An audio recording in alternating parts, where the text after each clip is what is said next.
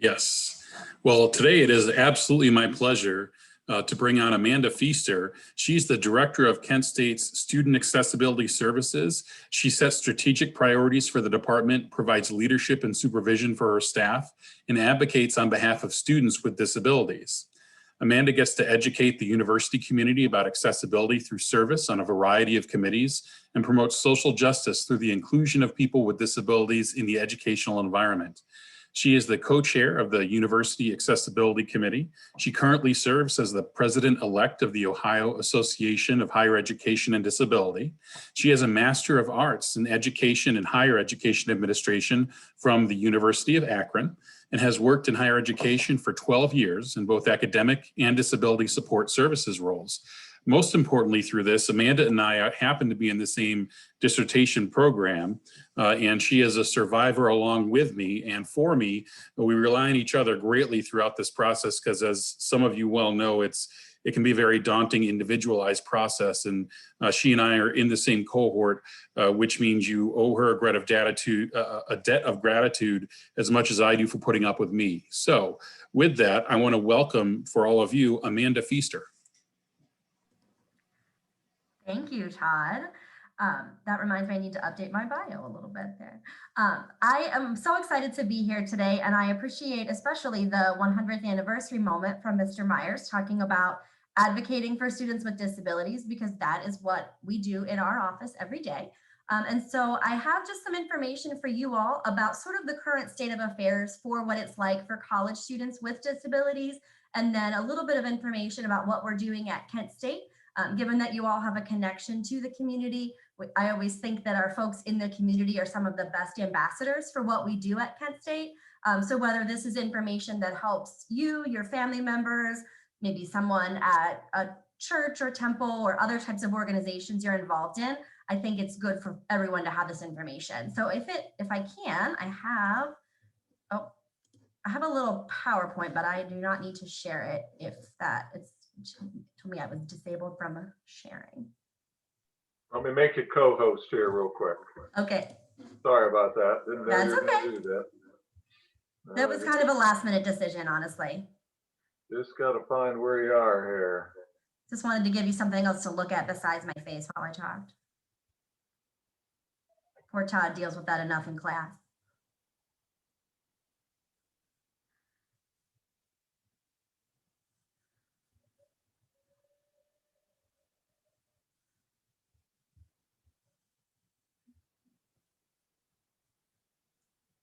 And it's no problem at all if it doesn't work. I can.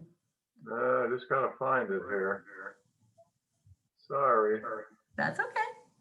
That's no problem. So one of the reasons I'm excited to share this information with you all is, as Todd mentioned, I'm working on my PhD at Kent State. I currently serve as the Director of Student Accessibility Services. Before that, I worked at our regional campus down in North Canton at the START campus. And so essentially I've been working with students with disabilities for pretty much my entire higher education career. I'm a first generation college student, which means that I was the first person in my family to earn a bachelor's degree. Also makes me the first person in my family to earn a graduate degree of any type. And I was a student who benefited from the types of services that our office provides. And so I have a personal connection to the work, as well as this being sort of the center around which I've built my career in higher education. And eventually I think will be my dissertation topic as well. So it's always something I can just talk about without a PowerPoint. I am so sorry. There you are. There you are. All right.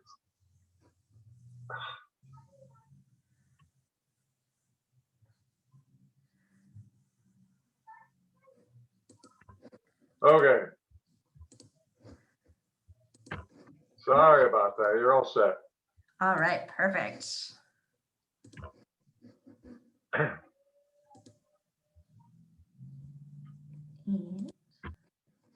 Are you able to see that?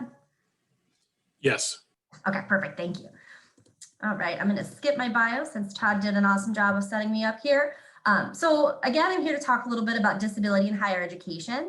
The image that's on the screen now is sort of the image that most folks think about when we think about people with disabilities. There are folks in wheelchairs, somebody using a service dog, someone using a walker or crutches.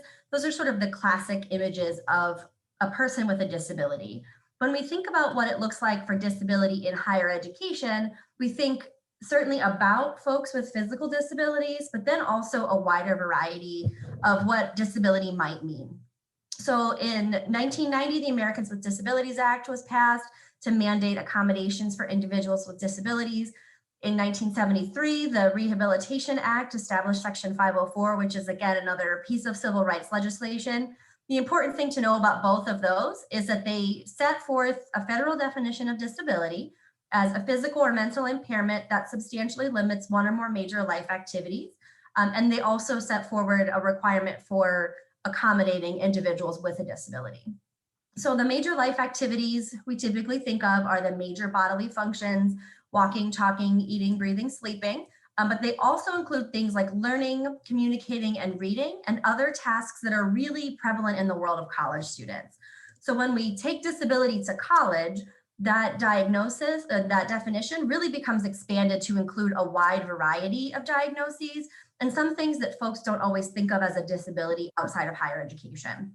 So for many of our students, that includes a psychological diagnosis, such as anxiety, depression, or bipolar disorder, a physical or mobility-based disability, a medical disability, such as diabetes, chronic migraines, lupus, sensory disabilities, so students who are blind or low vision or deaf or hard of hearing, learning disabilities in reading, writing, and math, as well as ADHD. And those are just a small list of some of the options that we have seen. We work with students every day who bring these disabilities and then a variety of other diagnoses to us as well. So anything, we tell students, anything that has a name that really impacts your ability to be a good college student might be a disability in this environment. So some of our students come to us having had that diagnosis previously, and some get it while they're in college.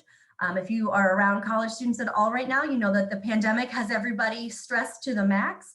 And even before that, we focused quite a bit on their mental health. So seeing those psychological diagnoses pop up in college is pretty common for us. So this is actually what college students with disabilities look like. So we've got students wearing masks because most of our students are good mask compliance folks. We've got students leaving a classroom, students hanging out with friends. And from the pictures, there's only actually one student who has a noted physical disability. And that is much more representative of what our traditional college student with disabilities population looks like now. As we have expanded that definition, we have about 19% of undergraduate students have a disability, according to the National Center for Education Statistics. 25% of student veterans have a disability. Often that's a population folks assume have a significant number of disabilities. And as we move away from more significant combat, we're seeing fewer veterans with disabilities. And then 11% of post-baccalaureate students have a disability. So that includes our graduate students, medical students, PhD students, professional students. And so this is almost 1 in 5 of our undergraduate students have a disability. And most of our folks, especially on campus, tend to think of this as a very small group of students. But if we are considering that 1 in 5 students on a college campus could have a disability, it widens the impact and the importance of why we need to think about this in higher education in general, and then for those of us at Kent State specifically. There is a degree attainment gap for folks with disabilities, as well as an employment gap. And so we see that 16% of the folks who earn a bachelor's degree are people with disabilities. That compares overall to about 35% of adults with a bachelor's degree. And only 5% of advanced degree holders are people with disabilities. So this is a small portion of our population, but an even smaller portion of those folks are folks with disabilities. In college, we're seeing quite a few trends of students as we go through the years of having students on our campus. Specifically at Kent State, we're seeing a pretty big increase in the number of students who identify as having a disability in our office. We've had about 80% increase since I first got to Kent State in 2011, which has been an exciting challenge for us, as well as just a really great time of meeting new students. We're seeing trends such as an increase in students with psychological disabilities, primarily depression, bipolar disorder, and post-traumatic stress disorder. That's true nationally as well as at Kent State individually. We're also seeing that students have an increased ability to use assistive technology. So our students in K-12 are learning to use computers, iPads, phones, and other types of devices to help to mitigate the impacts of their disability. And so we're seeing students who rely more on something like a screen reader to use a computer rather than using something like Braille to read a textbook. That means that on our end as disability services providers, we need to know more about what technology is being used. And we're also always looking to make sure that we have funding available to support students with that technology use. Nationwide, there's an increased focus on mental health for all college students. That's leading to an increased number of students being diagnosed with that psychological diagnosis. In particular, during the pandemic, about 60% of students in a recent survey from Inside Higher Ed said that they have experienced a significant concern related to their mental health. That for many of those students is likely situational due to the pandemic and everything that's going on for our students as they live off campus or on campus, tucked away in their residence halls following the Flash's Safe 7, which I guess is now the Safe 8, sorry, Todd. But we see that sort of overall, even before the pandemic. So some of those students seeing that that spike in mental health concerns may very well be students with disabilities, and likely those are students who never have identified as having a disability prior to coming to college. We're also seeing an increase in multiple diagnoses. So these might be our students with a medical disability as their primary disability, and then some maybe a psychological disability added in there or a learning disability, just kind of compounding the barriers that these students are going to impact their educational experience.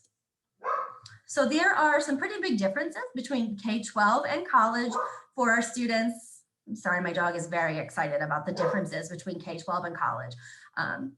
So some main differences, and those of you who maybe had any kids or grandkids with an IEP or a 504 plan in high school, some of these things may sound familiar to you. So in K-12, in the schools are following a different set of laws. So IDEA is the main law that our K-12 schools are following. There are some other federal and state ones as well, but those laws require that the schools are looking for and identifying students with disabilities. So if they're seeing that a student is struggling in a class, or maybe seems like maybe they are struggling to hear or to see in the classroom or interacting with their peers, the school is required to find out if there's a disability there, and then if so, accommodate it. In college, there is not a duty to find that the folks who are struggling. And so the process is typically initiated by the student.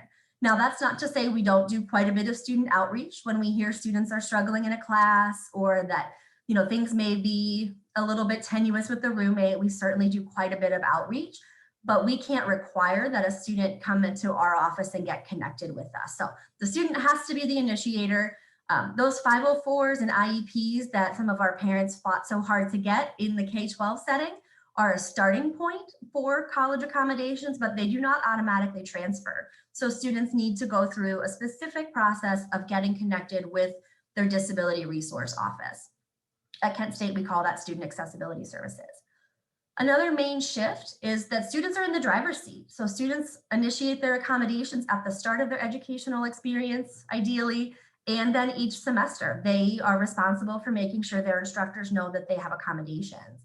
And our offices don't disclose a student disability. So for our K-12 students, they're often used to getting a packet of 20 to 30, maybe more pages of IEP that's been carefully written by an intervention specialist that all their teachers get at the beginning of the year.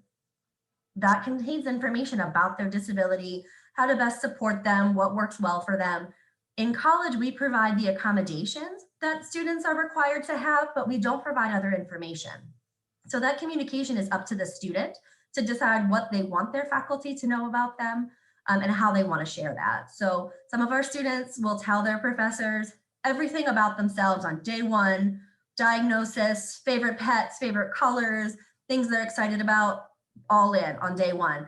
Other students never mention it at all. Most of our students are somewhere in between where they'll bring it up if it feels relevant, and they'll kind of just check in with their professor. We always want more communication than we get, but that's kind of I think a common theme anytime you work with humans, really, right? Another big difference is that we cannot alter the essential nature of the class or assessment. So some students in K-12 with their IEPs have modified assessments, the ability to retake exams, things like that. That's not something we do in college. Our students are taking the same courses and exams as their classmates. They're meeting the same degree requirements, and there's no mark on their transcript or any other places that they have accommodations. But that's something that we hear a lot from students. They're afraid to have that mark out there. No one else knows that they have accommodations except for their instructors and our office. And we all follow a federal privacy law that requires that we do not tell people. So for those students who are worried about that, it's one of those things we like to put out there. No one has to know. If you want to tell people, you tell them the way you want to, and we'll be there to back you up in a way that makes sense. So we have a lot of barriers for college students, specifically on a college campus. Well, I don't know what I just did right here. You'd think as often as I do this, I would be so good at Zoom, and I'm not. So we have physical barriers, so retrofitting some of those older buildings for students with physical disabilities. If you've been on a college campus lately, you know most campuses are a combination of new shiny buildings and then some of their older, more historical buildings with a variety of different physical access features. We also have some educational barriers. So we're balancing the academic freedom of our faculty to teach the classes in the way that they want to teach, in the way that makes the most sense to them, with ideas of universal design, which essentially asks for as many accommodations and adjustments to be built into an experience as possible, so fewer people need to ask for something additional or special. We also see social barriers for students in that co-curricular setting. So students working in groups outside of the class, students participating in organizations, athletic events, making friends, seeking out internships, all of those social sort of extra things that, in my opinion, are really like where the college experience happens and where academic accommodations may not always make the most sense. And then we also have a calendar-based barrier. So we have a lot of students for whom a 16-week fall to spring semester schedule just does not work well. Between their disability maybe flaring up at different times, the weather or other external factors influencing that, some of our students really thrive in those 5-week intense summer courses. So if you've ever taken a summer class, you know you're 5 weeks, you're all in for that whole class. That works really well for some of our students. Some of our students need more time to complete their courses, so we work with their faculty for an incomplete or another way to get around that 16-week schedule. So the idea of what we think of as the academic calendar year can be a bit of a barrier for some of our students.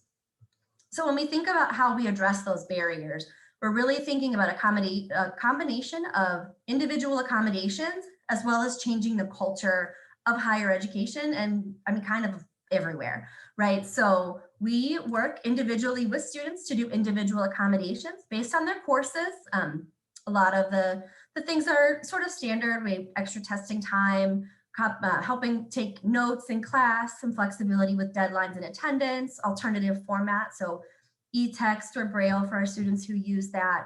We also provide ASL interpreters, real-time captioning, video captioning, and a variety of other accommodations. These are just some of our very common ones.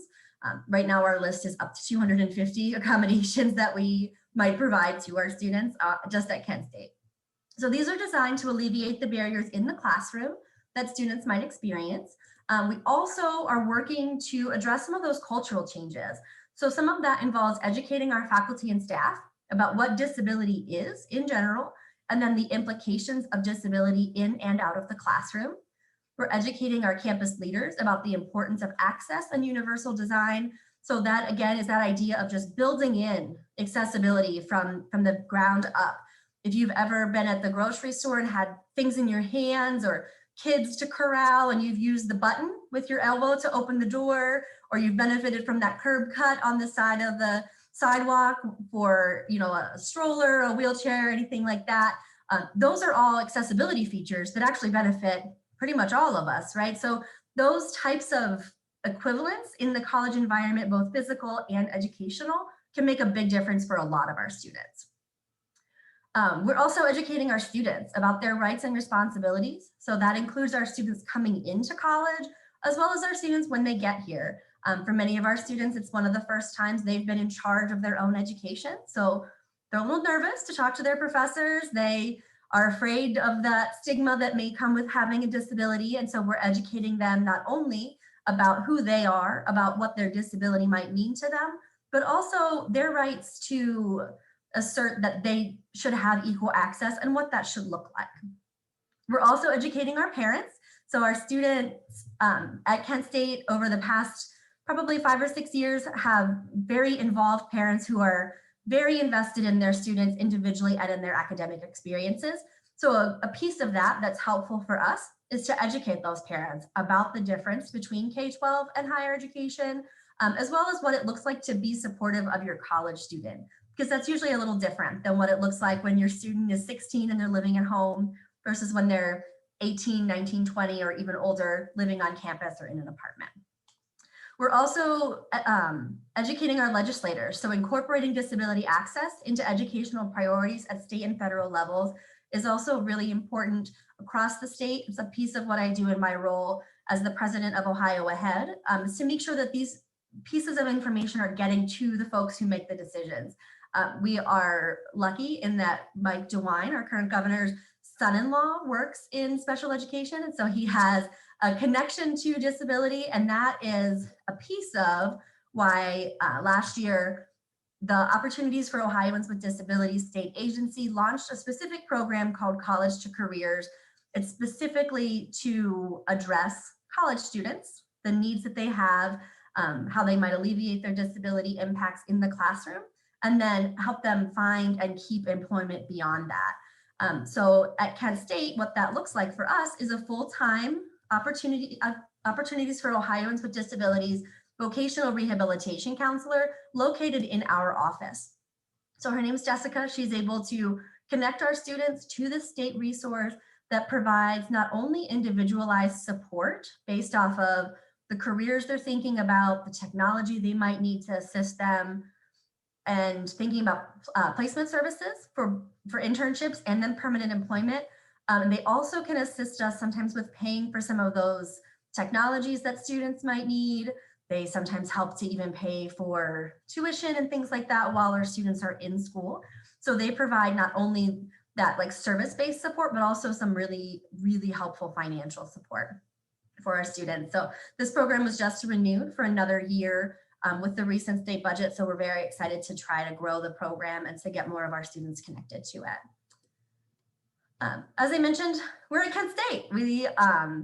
But those of you who are near campus probably are a little bit familiar with us. Hopefully we have 2,000 students at the Kent campus alone who are connected with student accessibility services, about 2,500 across all 8 of our campuses, including students at the College of Podiatric Medicine. About a third of the students connected with our office have a psychological disability. So in the past 2 years, that's become our highest number of students. And the next 2 highest categories are medical and ADHD. And in addition to that, we're seeing a huge increase of students who have a variety of different disabilities, all wrapped up in one. Kent State is only one of a few colleges in the country with a neurodiversity coordinator. So Zach Strickler joined our team last year. Zach is able to focus specifically on our neurodiverse students. So those are students on the autism spectrum, students with ADHD, and students with learning disabilities. We're super lucky to have Zach on our team because he is not only a rehabilitation counselor, so he has a master's degree in helping people with disabilities. He also himself has a diagnosis of being on the autism spectrum. So he can relate to our students individually and also on a professional level support them. We're one of only a few schools in the country, and I think, but I have not double checked in the last year, the only school in Ohio who has a full-time person focusing specifically on this population and their unique needs. So we really like to promote Zach and all the work that he's doing.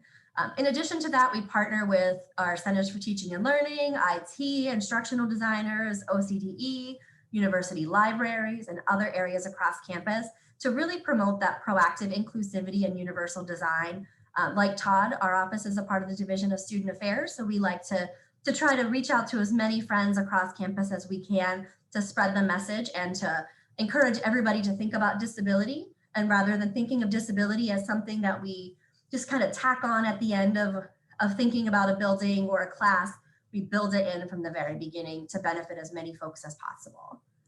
So that's a lot of words from me. I'm going to stop sharing. If you have questions about that, if I can provide any specific information, examples of students, whatever is helpful for you all. I've got one. Yeah. We had a basketball player by the name of Bennett who had autism. He was Yes. one of the first in the country in Division I school. He left the program and his mother's been rather critical of how he was handled. What's your response to her criticism?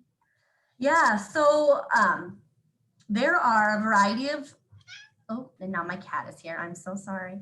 I thought I locked everybody out.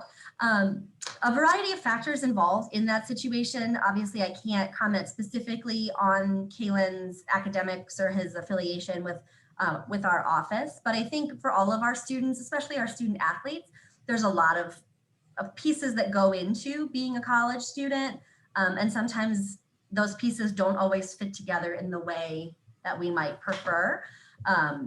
There's certainly a lot that our campus is doing to embrace all of our students with autism.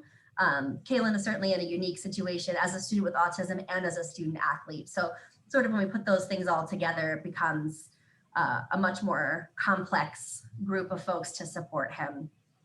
And so we're all still working hard to support him and other students as they're coming in what is a difficult time for our students. Is he still on campus and in school?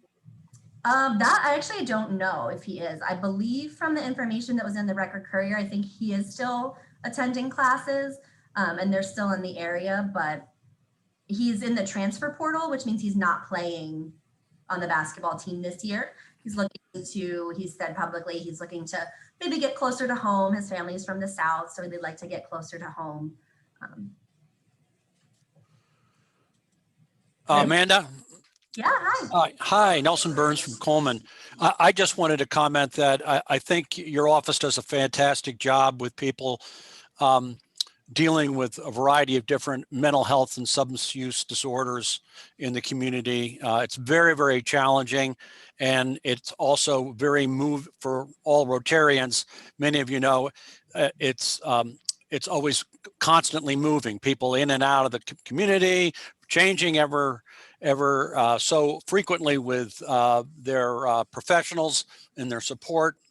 But I think you guys do a really fantastic job in cooperation with other community mental health providers in the area. So just kudos to you and thanks again for presenting. Thank you. Thanks so much for that. Yeah, we are so lucky in this area to have a variety of mental health providers on campus and then off campus as well. They really just sort of wrap around our students. Hey, Amanda, this is Anthony Horton, principal of Stanford School. Now, what's one of the most common accommodations you guys provide for most students? Like, what's the most common? The most common would be testing accommodation, so extended testing time and a distraction-reduced testing environment. The vast majority of our students have those accommodations because testing is so unique to the college environment, and almost any disability is going to impact a student's ability to take an exam and to do well. So if we have that, and then from there, we typically see recording classes or assistance with note-taking in the classroom in a variety of ways. And then actually our flexibility with attendance and deadline modifications have moved closer to the top of the list as we're seeing more students with medical and psychological disabilities that just need a little more flexibility than the typical student. Thank you. Thank you. Roger. Amanda, Roger Sidoti, former principal at Roosevelt High School. I'm curious, how do you define, you said a full 33% of those students that you're dealing with now are basically issues of psychological disabilities. Could you expand upon that a little bit? How would you define those disabilities? Yeah, so our psychological disability category includes things like major depressive disorder, generalized anxiety disorder, bipolar disorder, post-traumatic stress disorder. We see occasionally students with schizophrenia. Most of the things that are in the DSM that our counselors and psychologists are primarily dealing with. And so many of those students, when I say 33% of our students have that disability designation, that's for their primary disability, which we base off of their self-report to us on what's the most impactful disability. Often students will have, in addition to perhaps an anxiety disorder, may have a medical disorder or ADHD, things like that. So we have a lot of students who have multiple types of disabilities, but that psychological category is growing literally exponentially every year.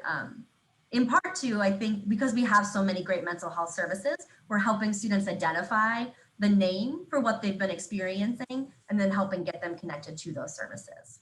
I guess that's what I was curious about, because it would seem that the better we get at identification, the better that we can diagnose and the better we can then create accommodations. So thank you. Good presentation. Yeah, thank you. Amanda, this is Lang Kennedy. My question is, do you work with campus facilities, et cetera, regarding accessibility for students who have accessibility issues? Yeah, we do. So the Office of University Architect is super responsive to us. And actually our head architect is on an accessibility committee. So he and his team have been working to not only meet the federal standards, but also to go above and beyond that. So as our technology gets better and students might be using a larger wheelchair, those standards become just the floor of where we need to be rather than the ceiling. So our architects are constantly going above and beyond. They're helping us to retrofit spaces. They're helping us in the residence halls. We have more students now who want to live on campus and who need a little more space to turn their wheelchair in their residence hall or to access a shower. And so they're very good at not only meeting those minimum requirements, but going above and beyond and adjusting things as we need to for students. Tom Tadson, did you have a question? Yeah, Amanda, this is Tom Tadson. I'm a KSU grad and a 100% disabled Vietnam vet and military retiree. What percentage of your disabled students is comprised of military veterans? That's physical and emotional or psychological. So about 15% of the veterans at Kent State are connected with our office. We are working on increasing that through a couple of partnerships. You're probably familiar with our Center for Adult and Veteran Services. They process benefits and support our military connected students. And we have added, we sort of combined with them to add a question on there. Every semester they have, it's called an intent to enroll form. So students who want to use their benefits need to declare that they want to use those every semester. And we've added a piece of that to connect those students to our office if they're interested in getting more information, in finding out if they might qualify for our services. And we're also working with CAVs and with some campus groups to make sure that our students know that what the VA considers a disability and what Kent State considers a disability may be a little different. So we have many veterans who get discharged and maybe have a 10 to 15% disability rating from the VA. And so they think, well, there's someone maybe who has something bigger than me that might need those services. So we're trying to help those students especially understand that while the VA might say it's a 10 to 15% rating, for us, when you're in college, especially with some of those psychological things, it really can change everything about your experience. And so those are the students that we like to get connected with us to talk through what accommodations might make sense for them, in particular because the college setting is so very individual.